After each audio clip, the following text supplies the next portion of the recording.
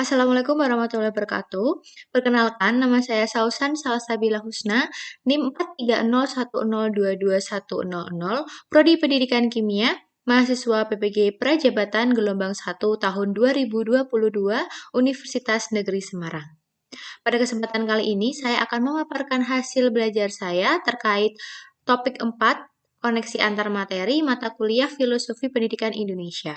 Di sini saya akan mengaitkan pemahaman saya dari topik 4 dengan topik 1, 2, dan 3.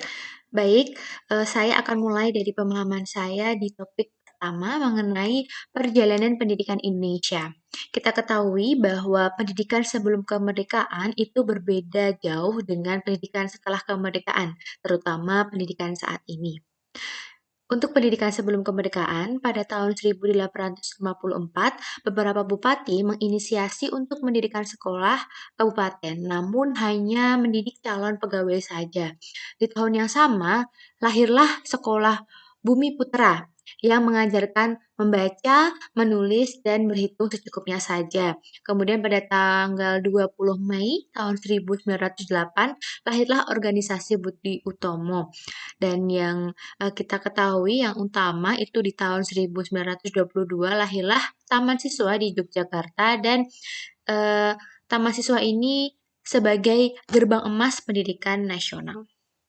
Untuk pendidikan setelah kemerdekaan, yaitu masyarakat Indonesia lebih mudah mendapatkan pendidikan, jadi tidak dibedakan berdasarkan kasta atau keturunan. Sekolah-sekolah sudah banyak dibuka di berbagai daerah sehingga semua masyarakat Indonesia dapat belajar di sekolah. Kemudian pembelajaran abad 21 ini merupakan pembelajaran yang mengintegrasikan kemampuan literasi, kecakapan pengetahuan, keterampilan dan sikap serta penguasaan terhadap teknologi. Jadi di sini berkaitan dengan kodrat zaman peserta didik. Selanjutnya pada topik kedua mengenai dasar pendidikan Ki Hajar Dewantara.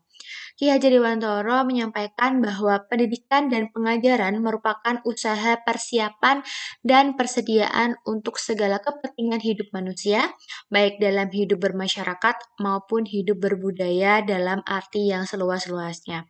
Kemudian Ki Hajar Dewantara menyatakan bahwa dalam melakukan pembaruan yang terpadu, hendaknya selalu diingat bahwa segala kepentingan anak-anak didik yang berkaitan dengan kehidupan dirinya maupun kehidupan kemasyarakatannya harus berdasarkan pada kodrat alam dan kodrat zaman. Kodrat alam itu adalah kondisi yang sudah terbentuk secara lahir, kemudian dikembangkan berdasarkan kondisi lingkungan peserta didik. Sedangkan kodrat zaman itu berkaitan dengan perkembangan teknologi atau perkembangan zaman di sekitar peserta didik dan akan terus berkembang dari masa ke masa.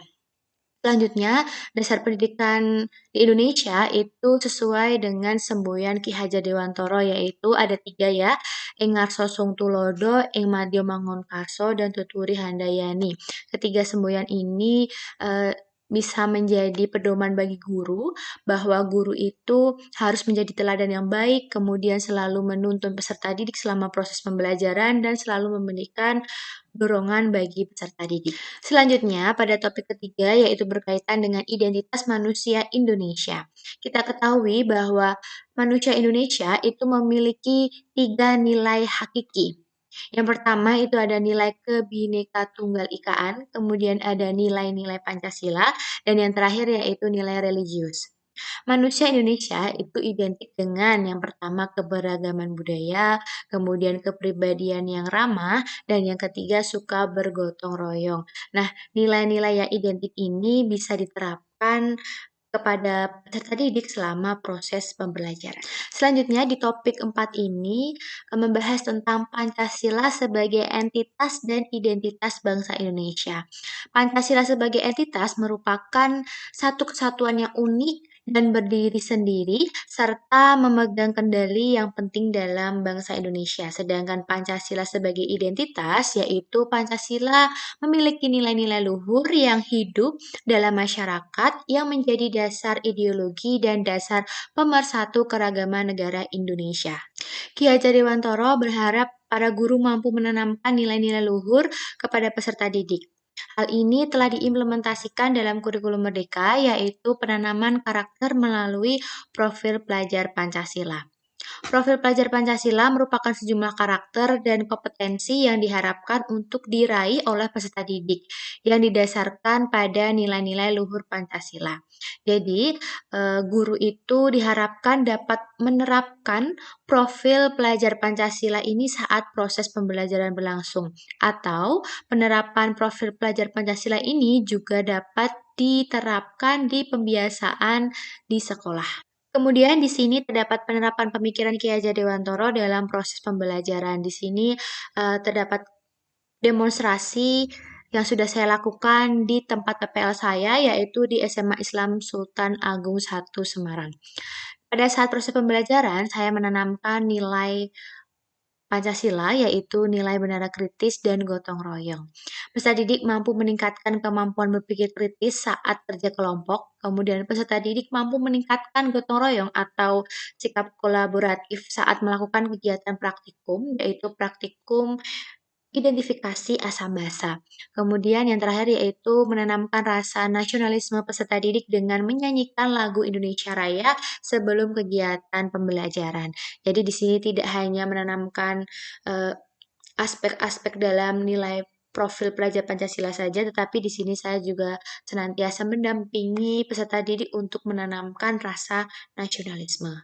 Penerapan profil pelajar Pancasila tidak hanya diterapkan saat proses pembelajaran berlangsung saja, tetapi juga dapat ditanamkan di luar proses pembelajaran seperti ekstrakurikuler atau budaya sekolah yang sudah ditentukan.